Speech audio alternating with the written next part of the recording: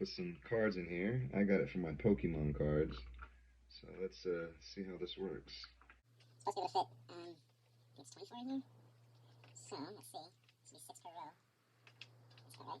We might be able to squeeze this up in there. Let's see. No. So, roughly about 6 cards.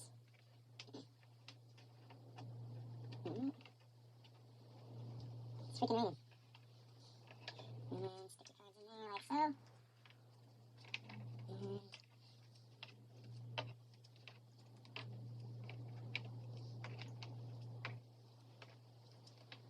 And alright, there's some cards in there. Let's turn that 24 in there. Let's close it. Okay, there's a display case with the Pokemon cards in them. There's 24 cards in there, and it comes with a hardware pack with keys. You can lock these latches, and you can hang it on the wall. It comes with all the hardware. It was $65 on Amazon. If you haven't already hit the subscribe button, please do so now. Thanks for watching. See you next time.